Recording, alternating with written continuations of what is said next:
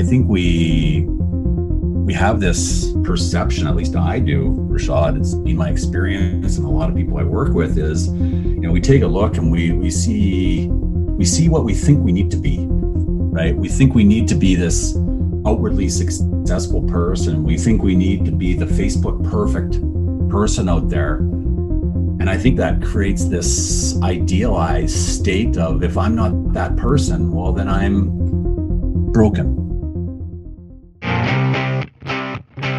Welcome to the Weekly Leadership Experience, a place for leaders to get inspired, be challenged, and grow. I am your host, Reshad Oberlander. Let's get started.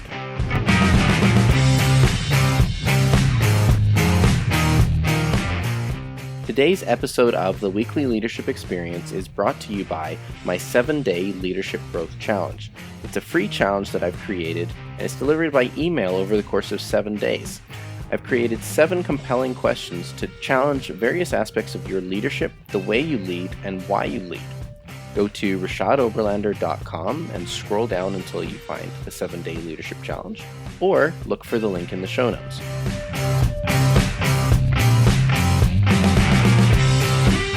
Hello, leaders, and welcome to this week's show. I'm joined today by Dave Sinclair, who's going to co-host with me today, and we're going to be talking about depression. Dave Sinclair joined me about 9 months ago on the first interview of the Weekly Leadership Experience. So he's an old friend, and I'm glad to have him back. For those of you that don't know Dave is the owner of Business Transitions Plus and the best-selling author of Numb, Break Old Habits, Escape the Rat Race, and Live Your Ideal Life. Dave, welcome back to the Weekly Leadership Experience. Thanks for having me here, Reshad. I'm excited to talk to you today. Yeah, it's good to have you back, Dave. So it's been 9 or 10 months now since we spoke last. Your book, Numb, is out now. Tell us a bit about that before we get started and what else is new in your life. Numb is out. Boy, what can I say about that? What a journey. I think, if I was talking about the journey of Numb, it's for any author, especially with some information you're going to share about yourself, some really deeply personal information.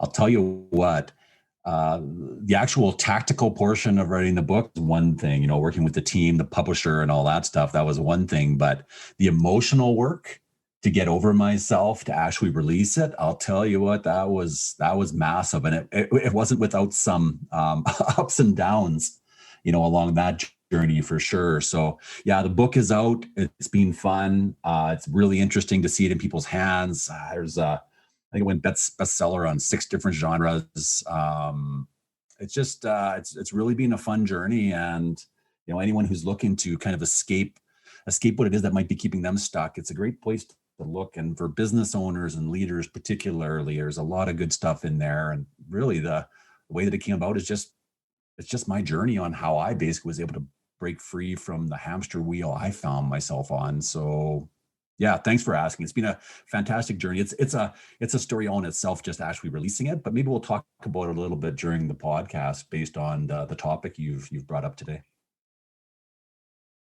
Absolutely. Well, thanks for that, Dave. Yeah, I just picked up a copy of your book myself, and I've just started reading it. And so far, it is a great read and well written. And so I'm excited to continue reading it and read more about all of that. Today we're going to talk about depression, and we're here to kind of co-host and kind of talk about it together. And we know, of course, that depression oftentimes is something that doesn't get a lot of attention, especially in business and leadership. And so I think it's something that's timely. At this point, we're still, navigating our way through a pandemic world, and there's all kinds of complications around that and various things, and that's all weighing on people's minds. But we're not experts in depression or mental health per se, but we've both had our experiences with it. So we'll talk mostly from our own experiences, and the goal of this episode today is really to help kind of share a little bit of our story and to let the listener maybe take something away that they can apply in their own life if they're having any kind of a struggle, or maybe they know someone that would benefit from hearing some of what we're going to talk about today. So first of all, I think that there's this whole stigma, right? Like we mentioned, it doesn't get enough attention. Why is it, do you think, Dave, that we have such a difficult time talking about not just depression, but mental health? That's a great question. We talk about the stigma. We talk about, I think, just the feeling of not being, I'm going to use the word, a feeling like you're not normal, a feeling like you don't belong to the tribe, to everybody else out there. I think we have this perception, at least I do, Reshad. It's been my experience, and a lot of people I work with is, we take a look and we see what we think we need to be, right? We think we need to be this outwardly successful person. We think we need to be the Facebook perfect person out there. And I think that creates this idealized state of, if I'm not that person, well, then I'm broken. I don't fit in. I don't belong. There's nowhere for me. And if there's nowhere for us, I think ultimately, we're such a from an evolutionary standpoint, if you didn't belong to the tribe, if you didn't belong to the people that you were with, and if you were on the outside, well, chances are you might not eat, right? And I don't know if we've grown beyond that. I think we have this idea that if we're not part of this, we're not going to fit in, and we won't basically be able to survive. So I think on a real basic level, we've got a tremendous fear of exposing anything that might make us not look like the rest of the tribe. I think that would be my kind of gut feel. How about you, Reshad? Like, what do you think? Yeah. Yeah, I think it's a combination of things, and I think that you're right. Like, it's everybody wants to fit in, and everybody wants to belong, right? I mean, it's natural for people to want connection, and to want relationship, and different isn't always accepted. And if it's a little bit of fear of rejection, and fear of there's something wrong with me, or that kind of thing, which I definitely experienced in my own experience with depression. Is like, it was tough to admit, and it was tough to talk about, because the perception is that some people might reject you. The perception is that people might not relate to you the same way, right, and start treating you differently, and it's like, you don't want that, right? So I think that those are things that make it difficult for the individual to talk about. But I think, societally, mental health and depression and things like, there's things that are getting better. I think over the years, it's become more commonplace for there to be events around mental health awareness and depression awareness, and various things like that. But, overall, there's a lot of work to be done, and there's a lot more, opportunity still to bring it up. I think one of the things that I see as an opportunity for the benefit of mental health awareness, depression awareness, is, kind of the move towards genuine and authentic leadership, right? The ideas of being genuine and being authentic, and that, it's not going to be so suppressed, I guess. Well, I love what you're saying there, and I think that's a key point. That genuine and authentic leadership, to actually step into the fact that I don't necessarily have it all figured out, right? And how, even as I say that to you, Reshad, I say, I don't have it all figured out, Reshad. Things are going in the right direction. Things are all great, but who in this world really does have it figured out? And I think when we hear other people say that even hopefully through our podcast here, that there's still struggles, there's still ups and downs, nobody's, I don't know. I don't think there's one person I've talked to, Reshad, that has all their stuff 100%. And it seems like if we think that everyone does, then we're scared, like we said, to kind of put it out there. How freeing is it? And I talk to a lot of the guys I work with, because I lead a lot of groups, and I guess I could bring in a little bit from there. One of the gifts I find in the groups, a lot of men's group I lead, in terms of men coming together just to focus on, hey, how can we grow forward? How can we move forward? How can we emotionally move forward more so. The gift, when you're sitting in a men's group, for example, and another man says, hey, you know what? I'm having a struggle with this. This is kind of what I'm working with, but it's hurting me. And I just can't figure this out. And I'm a little stressed out about this. I think the gift of hearing that person for the other people in the group, the gift of hearing that person share that they're having a struggle, I think that's so valuable. Mhm. And you're right. The opportunity I think we have ahead of us is just to be a little bit more real and a little bit more authentic about everything that's going on.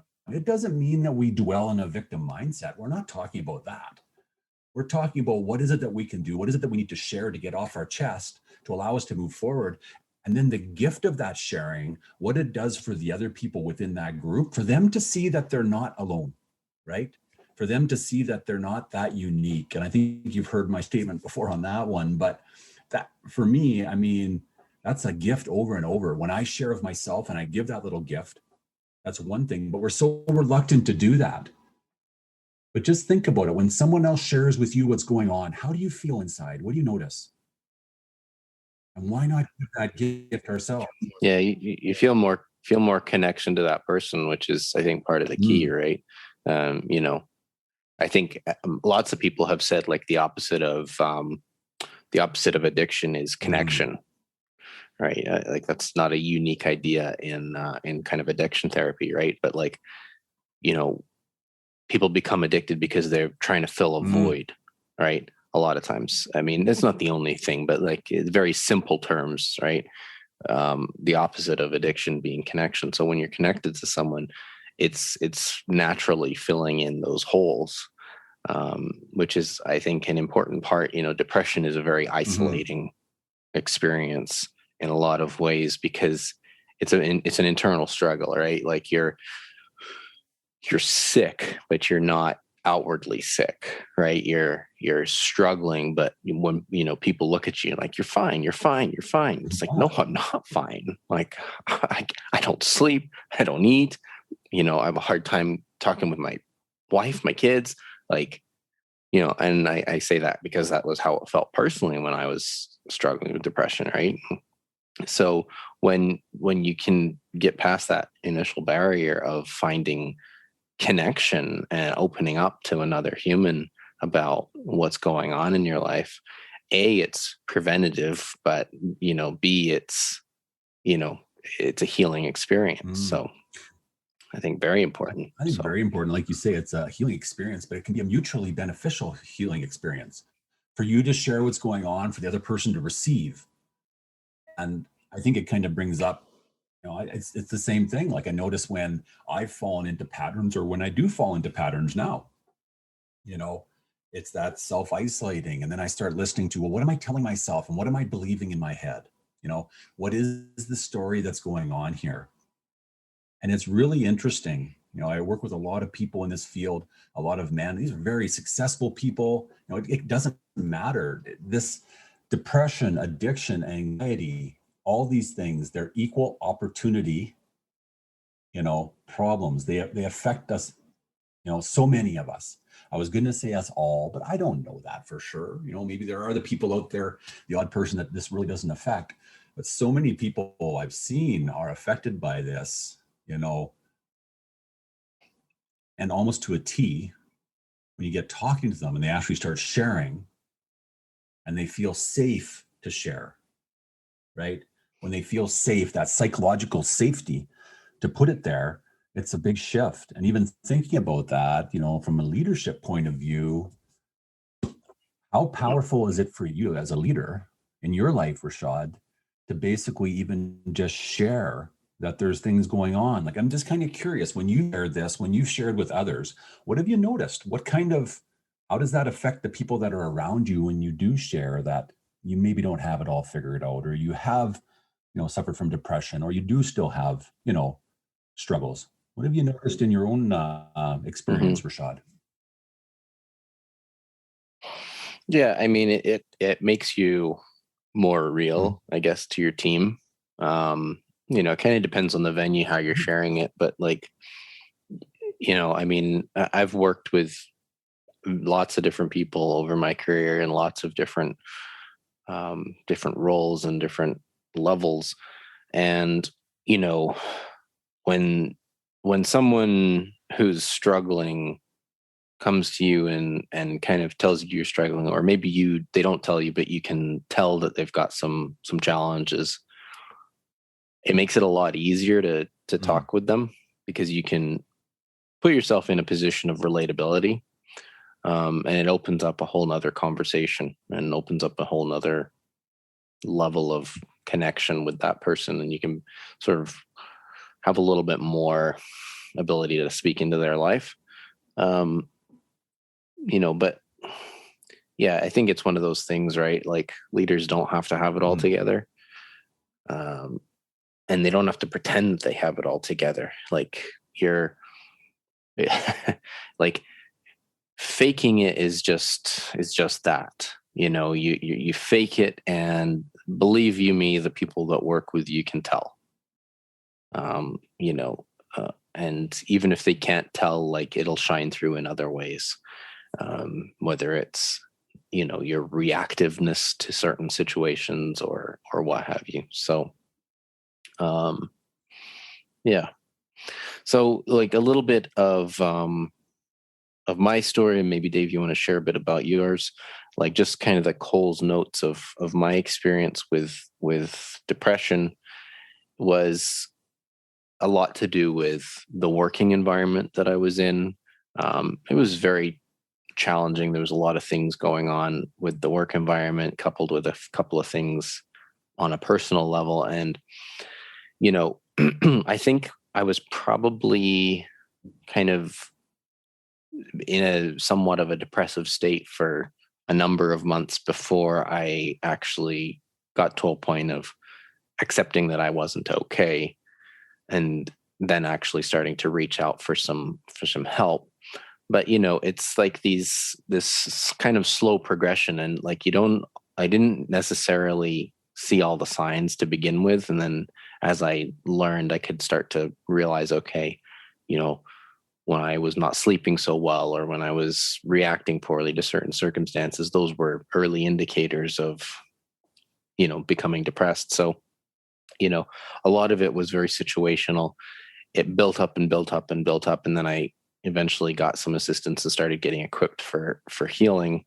And not to say that I have it all figured out now, but, it definitely was, getting the help was sort of the key, right? In my experience, and opening up and sharing what I was going through and getting some sort of professional feedback on how to deal with what I was going through.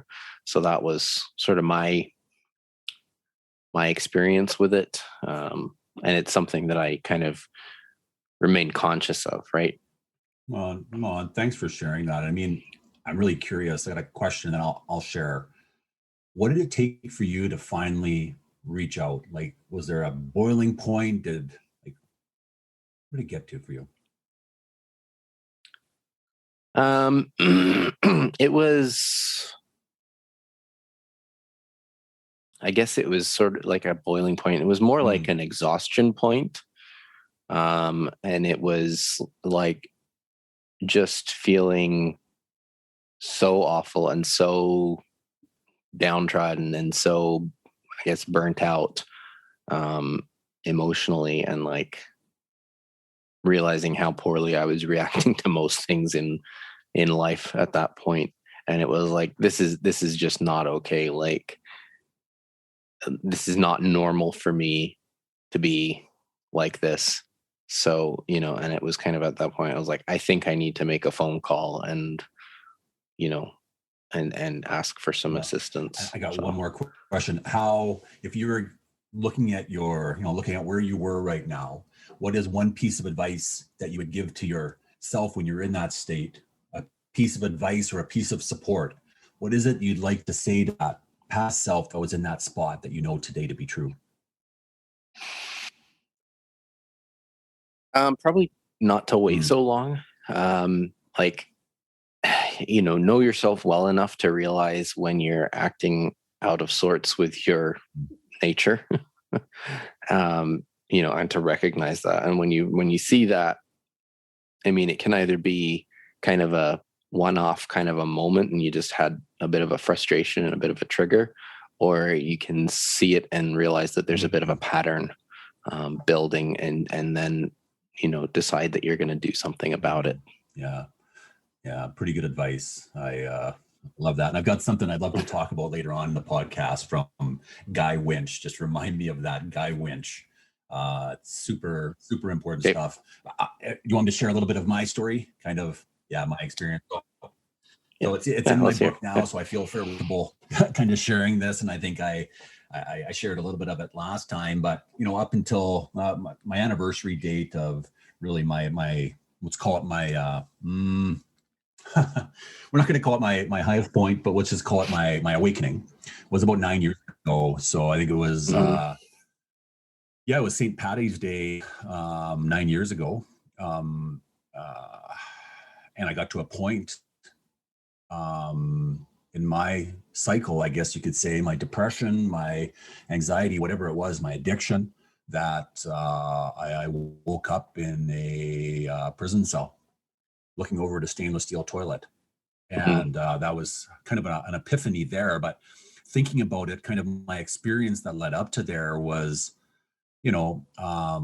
back up about 6 months. 6 months previous to that, I was the stressed out business owner thinking they had to do it all themselves. I was 70 pounds overweight. My family life was in tatters, and it was just a mess, right? Drinking way too much. And I decided that must be the business that's causing my problems. I think I was very much in a victim mindset there. I was just like, this has got to be this. So if I get rid of the business, that's going to take care of it, Reshad. And guess what? I left the business and I found an even bigger problem. If I wasn't Dave, the business owner, because I had multiple addictions back then. Yeah, the alcohol was an addiction, but my addiction, my real addiction was workaholism, right? And what I was really doing, what I was providing me was, taking that step back and looking at it now, is all these things were kind of giving a sense of connection. So I was craving this connection, but I was finding false connection through work and stuff like that. I wasn't finding the true connection. There's nothing wrong with work. I mean, I find connection through that, but long story short, fast forward, I decided the business was the problem. So about just over 9 years ago, I said, I'll get out of the business. And then I hit the problem of, if you're not the business owner, who are you? And that landed up, things just got worse, till I ended up, in the jail cell in the drunk tank after just a crazy night of partying. And that's where things started. That's where I started to put the things back together and say, no, enough of this. Dave, you're worth more than this. There's got to be more to this. And I think that's really the start point of when I checked myself into rehab, Reshad, and started to do the deeper work. And why do I bring that up? My experience with addiction, with depression and all that stuff. Yeah, there was the presenting challenges. There was the workaholism and the drinking too much and all this stuff. But really, it was masking what I was hiding from. I was hiding from the fact that I was incredibly socially awkward and socially anxious.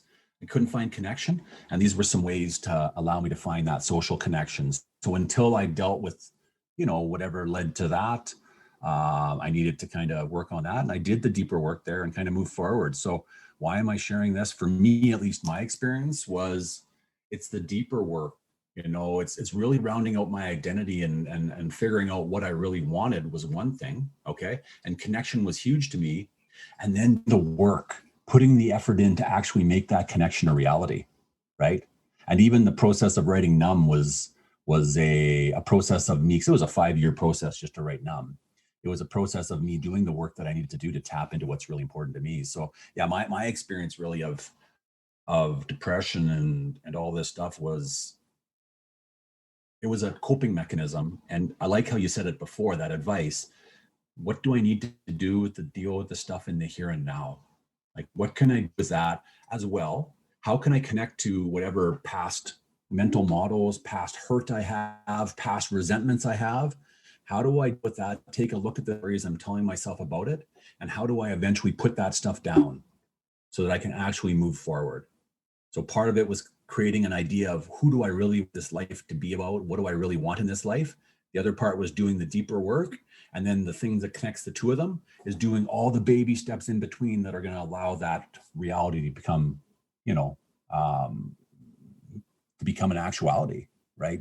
To allow that ideal life that I really want to live it. So yeah, I think I'm probably a little off topic here, Reshad, but I think it talks about, really for me, that experience with the depression, it could be things in the here and now that are stacking up. And it could also be associated to, things that happened in the past that we need to kind of get over. And it doesn't matter. Really, what did turn it around for me is when I went to that treatment facility, it was all men treatment facility, was looking around and finally seeing, guess what? I'm just not that unique, right? I'm just not that unique. There's a lot of guys, a lot of people, a lot of humans. We have a lot of baggage. We have a lot of things, and it doesn't have to be massive things, but things unaddressed and stacked upon, they really build up, And again, we have some people, some of us have, there's challenges with even the way that, we basically take, that we're wired in our brain. And it's just really addressing the stuff. We can't just keep hiding from it. We need to address it and figure out, do you need medication? You need to get more connected. I don't think there's a one size, from what I've learned, there's not a one size fits all solution. But I think just like you said, what is right for you, Yeah, for sure. And I mean, it's important to note that not everyone's experience is the same, but there are lots of people dealing with similar things, right? Like, when you say we're not that unique, it's true, right? I mean, everybody has a unique experience with it, but you're not the only one dealing with it. And I think that, it's important to recognize here too, that not all depression is situational. Some, like, depression is sometimes deeper rooted and in more ingrained things than just the stack of what's going on here and now, right? I mean, if you focus on the negative, you're going to feel negative, right? And that kind of thing. But there's definitely sometimes a need for that deeper work, as you say. I think what you just described, and thanks for sharing your story, is it leads us a little bit into some of the things that I wanted to talk about here in terms of some of the traps that leaders or anyone really can kind of be in terms of dealing with their own mental health or depression. And one of the traps I think we both talked about, Dave, is that feeling of being in it alone. Right. And feeling like you're the only one. It's such a, Reshad, I talk to so many people in these groups that I'm part of, and it's such a common thing. And if there was one message that I'd love to share with everyone, is you're not alone. Yeah, just like you said, your experience is unique, what you're going through. And at the same time, there's all kinds of people going through their own unique human experience right now. And what if you just come together with a few more people and have those real, authentic conversations, like real conversations, real talk? And when you ask someone how you're doing, what would it be like if they actually let you know what's really going on? And if we could have a few more of those conversations, because I mean, we probably can't, we wouldn't have time in our life if that was the way it is, if everyone told you really what was going on, if they told you what was going on. But what if you just had a little bit more space in your life to really ask that question and to sit back and listen, and then to realize, holy man, maybe what I'm going through, this person over here, they have struggles too, not just me, right? I think that trap of, like you're talking about, we feel we're alone. We think that, I've mentioned it this way before, what gives you the right to think you're that perfect? To think that you don't have problems? I mean, how big are our egos? I think our egos are such that, yeah, we're alone, and we think that we shouldn't have problems. Call that false pride, right? What do you think? Like, even around that word, like being alone, what I don't know if we have to dissect it, but I don't know. What do you think?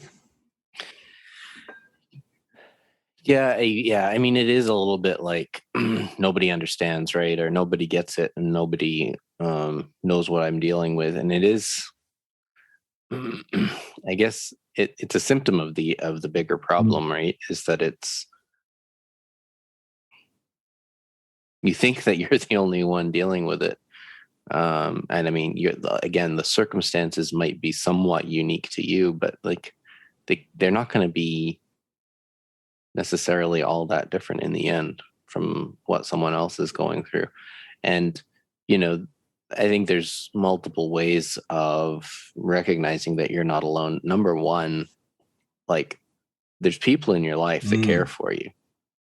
And just because, you're like, oh man, I'm really struggling right now.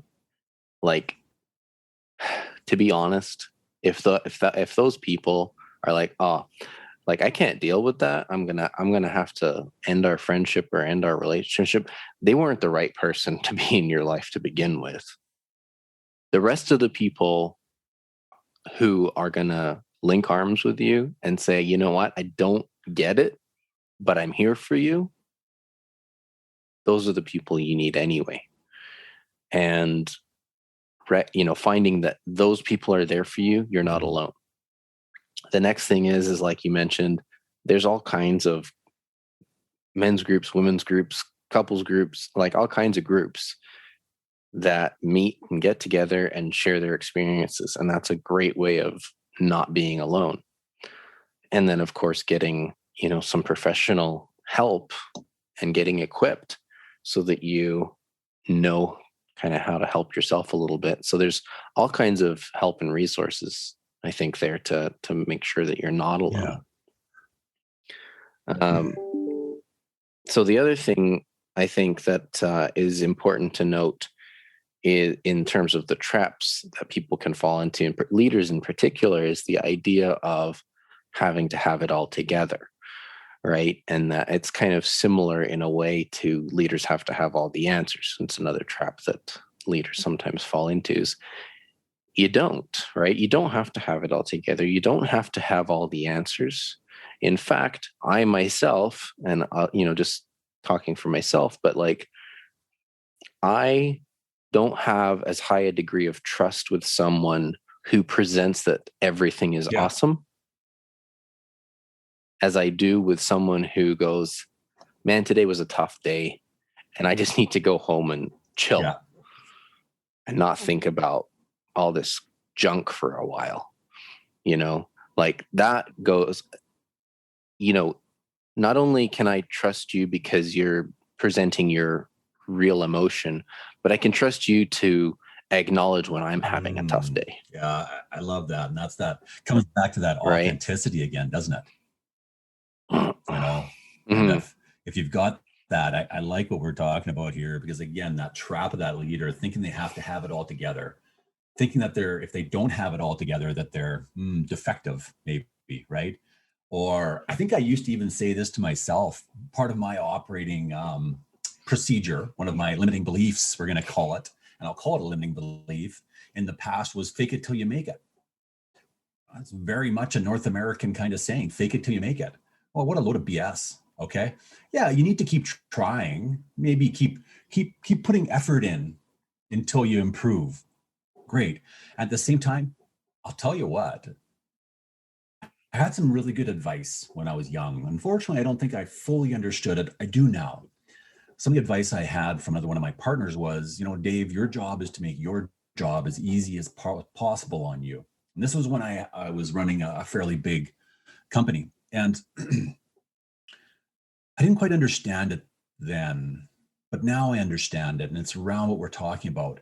My job is to make my job as easy on me as possible. And I think the right amount of vulnerability and honest, open vulnerability about, hey, you know what? I don't know how to do this, but guess what? I don't have to know how to do that. Okay. I can bring some other people on board and I can partner with them and I can say, hey, I don't know how to do this, but I really link arms with you. I'll use that phrase that you said. I'm going to link arms with you and let's figure out, let's work off each other's strengths. Let's support each other. Okay. there's extra connection, authentic connection in that when you don't maybe understand one part of the business. Say, for example, you don't really understand profit and loss statements or whatever, but you bring someone on board that really gets it. And that person might not have a good understanding or a good way to vision the future, right? They might be more in the numbers, but if you can come together and you can support each other and be really honest about it, don't pretend that you got it all figured out and you're better than someone else, because you're not. Okay. You've got strengths, amazing strengths. Focus on those strengths. And at the same time, confront the brutal reality of today. If you can't build a spreadsheet, don't pretend that you are and beat yourself up and work the extra 20 hours to do that. Be vulnerable, bring someone else on board and allow yourself to, I don't have it all figured out. Heck, if you're having a challenging situation in your life, are you a psychotherapist? Okay. I'm not a psychotherapist. If you're struggling from substance abuse, are you a professional addictions counselor? I'm not. Who is? What do you need to do? What can you do? Who can be part of your team? And I think we talk about it from work, but even your personal team. Who do you have on your side, Reshad? And it might not be a huge amount of people you have on your side, but who are the couple of friends? Who are the few friends? Who are the really close people, your spouse, whatever that might be, your family? Who are the people that you can have the real conversation with so that you can hold space for them and they can hold space for you, so you can mutually share the gifts of our human condition and learn and grow and develop. What a beautiful world it can be. And I think depression and anxiety and all these things, we get so focused on what we don't have and we got to have it perfect. And man, if I can't do it and we're going to be alone, and it just gets in the way of what can be. And keep coming back. I just keep coming back to this word connection. I love Johann Hari's book on lost connections. What are the different ways you need to connect? It's just, I think these traps we fall into, a lot of them come down to, just like you've pointed out, at least for me, my experience and me, myself, talking about it, what would have made a big difference if I had some advice for me in the past, it would have been just open up. Just open up. Don't wait so long, like you said, and realize you've got strengths, but other people do too as well. Let's work together, hand in hand, to co-create this future, right? Mm-hmm. Yeah. Yeah, absolutely. And I think that's an important definition of that, right? Is the trap is not opening up, right? And just as we're starting to wrap up here, one other trap I wanted to touch on briefly. And you also mentioned earlier you wanted to mention a quote or something, so plug that in. But the other trap that I found is in not acknowledging the signs. It's kind of like the idea of the slippery slope, right? I would also call it like the death by 1,000 cuts, right? Because there's many little things that build up, right? But not acknowledging the signs, like I mentioned earlier in my story, is probably having been in a somewhat depressive state for a number of months before I decided I needed to get help, was not seeing the signs for what they were. And it's not to say that it's easy to do. It's not easy to necessarily recognize and pinpoint behavior or sleeplessness and attribute it to, I'm starting to have a struggle. Maybe you're just having a bad night. Okay. But if it becomes an oftentimes thing, if it becomes something where it's affecting your mood and behavior and things like that, I mean, I'm thinking of even like the intake questionnaire that doctors or a counselor takes you through for diagnosing depression. And they kind of, say on a scale of 1 to 5, how would you rate this? Right. And a lot of it is like, do you not want to eat? Do you not want to sleep? Do you have trouble sleeping? Do you have a hard time engaging in conversation in a crowd? Like there's different questions, right? And all these.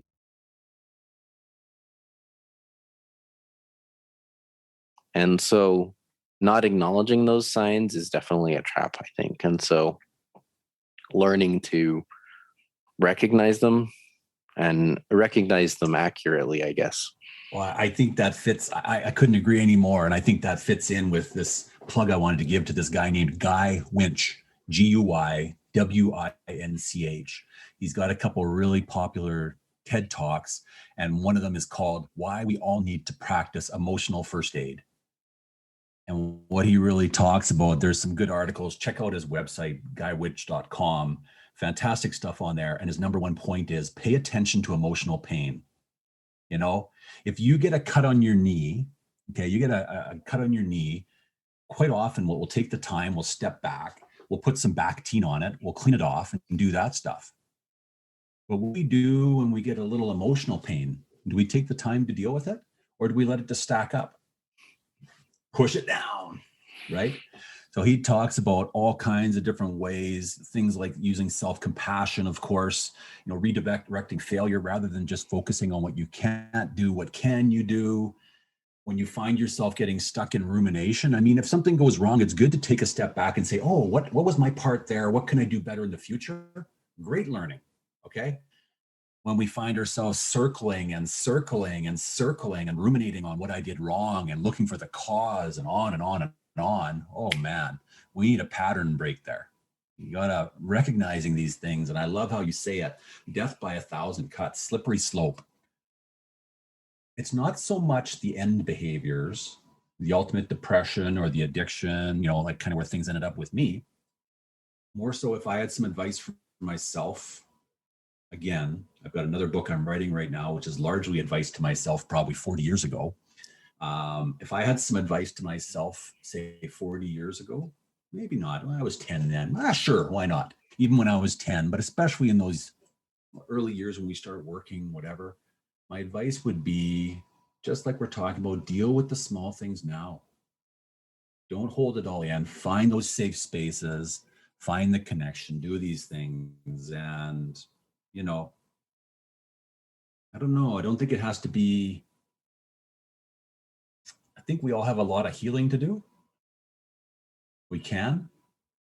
And I think we can also, in the here and now, figure out better mechanisms in terms of how we deal with everything else that's going on. So it's kind of a two-part thing. If we deal with what, might have been keeping us stuck, great. And then how do we practice the ongoing work? How do we find the connection? How do we find the people to talk to? And I think it takes effort and work. I think if we don't put that work in, we might find ourselves right back in those traps again. Reshad, what do you think? I think so. I do. And I mean, the concept of emotional first aid, I think, is really illustrative, for anyone listening. It's like, yeah, like when you get a cut, you deal with the cut. You wipe it off so that it's not going to get infected. Maybe you bandage it, or if it's more serious, you get stitches, and you get it taken care of so that it heals properly. Even if there's a scar remaining, it's been dealt with, right? And we don't do that when someone says something incredibly unkind to us, or you deal with something that's on the emotional level, and we so often just don't deal with it.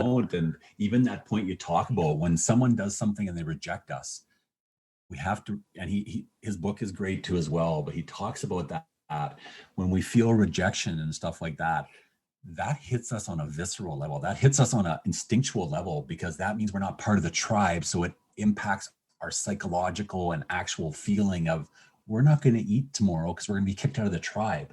Just realizing the science of what's going on behind us is pretty powerful. So I would, I love what you're saying there. I love this conversation. And for me, if someone says something that hurts my feelings, I feel a little rejected in the here and now, knowing that, oh boy, that does hurt, and speaking to myself with compassion, taking that time to step back and say, oh, wow, there's a little bit of pain there. And guess what, Dave? This is kind of a human thing. You're feeling some pain. And then really talking to myself as I would to a really good friend. Dave, they probably didn't mean that. There's probably lots going on there. It's not all about you, right? Just really bringing in that self-compassion point of view is amazing. But on his website, he's got links to his TED Talks and a couple good articles. I think really interesting stuff in the here and now. And then, realizing we're not alone, dealing with letting the past, putting the things in place and processing it so we can deal with it. If you need to do that, that's huge. And, if I could give, one piece of advice to anyone out there is if you think there's things to work on from your past, find a psychotherapist, do this stuff. There's no shame in that. In fact, that's strength. Take the time to put the stuff in place.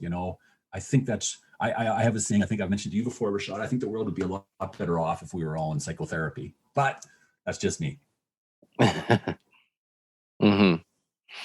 I think that's a good point to wrap up on, Dave. This has been a really solid conversation. Kind of just in ending, I'll say that the best thing I think I did for myself when I was struggling with depression, and, in any case going forward, I think the best thing I can do for myself is to stop trying to deal with it on my own. And that's what I did then, is I stopped trying to deal with it on my own. I opened up, I got help professionally, and got equipped to begin my own healing journey. What Very would you say? Similar. I say, get out of your own way, Dave. Get out of your own ego. Realize that so many other people out there are going through similar things, and you're just a human. Okay, just a human. I use that specifically. You don't have to figure it all out. You're not that unique, in the fact that you've got some suffering. Deal with the stuff earlier. Just take care of it. Whether you have to change your mindset, whether you have to process through something that happened, whatever it is, it doesn't matter. Let it be. Let yourself off the cross that you're holding yourself on. We've got ourselves pinned up to these crosses of suffering, right? Let ourselves down. Okay? And deal with the work and find your tribe. Find a couple of people that you can have really good conversation with this, because it's amazing. And don't underestimate, I know it's more than one piece, but don't underestimate the power of you sharing with somebody else, especially someone really close. I mean, Reshad, I'll ask you this question. We've had this brief conversation. How much closer do you feel to me now? A lot. And to me, I feel a lot closer to you. We gave each other this gift of this conversation in this little, half an hour here. I think the gift of conversation is so powerful. Mm-hmm. And I don't know. I just feel, 10 years ago, you told me these are the type of conversations having that we be going out to the world. I'd say you're crazy, but I love this kind of conversation. I believe in a better world, and I think we're so close. Yeah. It's just conversation that'll make it happen. Mm-hmm. Well, and it's important conversations to have. And it's important that people open up and begin talking about it. So I hope through our chat today, Dave, that it helps anyone who's listening, or maybe someone they know, and they can share this with them. Thanks a lot. I want to do one more plug based on this conversation, based on what we're talking about. We do have a movement moving forward called Today's Real Man Tribe, where it's really talking about conversations like this. It's a men's only group. You can find us on Facebook. You can find it on my website. And we've got regular meetings where men can come together and just talk about topics like this. So behind, a little bit of a safe space for us to kind of talk about it, come check it out. Today's Real Man Tribe.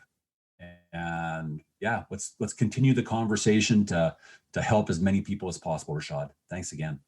Absolutely. Thanks, Dave. You're welcome. Thank you, Dave, for being with me today, for being open and vulnerable, and for sharing your story, and for talking about depression with me. Check out the show notes, folks, ReshadOberlander.com. This has been a conversation with Dave Sinclair and myself. I look forward to speaking with you next week. In the meantime, stay awesome. If you've enjoyed what you've heard today, would you head over to Apple Podcasts or wherever you listen to podcasts and subscribe, leave me a rating, leave me a review, and share this with a friend. It spreads the word and helps the podcast grow. You can also find me on social media at RE Oberlander. Until next time, stay awesome.